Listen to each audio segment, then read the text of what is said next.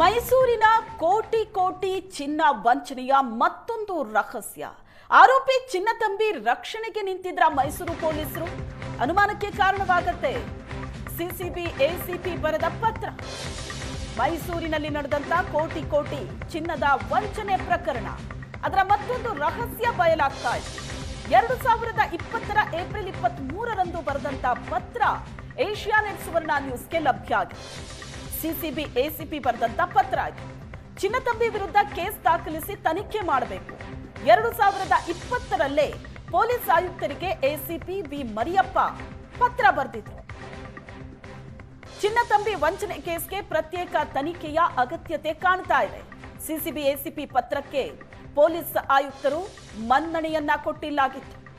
ಮೈಸೂರು ಪೊಲೀಸರ ಮೇಲೆ ಮತ್ತಷ್ಟು ಅನುಮಾನ ಬರ್ತಾ ಇದೆ.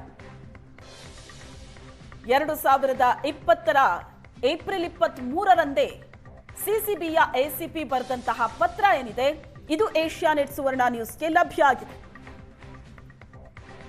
ಚಿನ್ನತಂಬಿ ವಿರುದ್ಧ ಕೇಸ್ ದಾಖಲಿಸಿ ತನಿಖೆ ಮಾಡಬೇಕು. ಈ ವಂಚನೆ ಕೇಸ್ಗೆ ಪ್ರತ್ಯೇಕ ತನಿಖೆಯ ಅಗತ್ಯತೆ ಕಾಣ್ತಿದೆ ಅಂತ ಪತ್ರ ಬರೆದಿದ್ರು. 2020ರಲ್ಲೇ ಪೊಲೀಸ್ ಆಯುಕ್ತರಿಗೆ ಬರೆದಂತಹ ಪತ್ರ.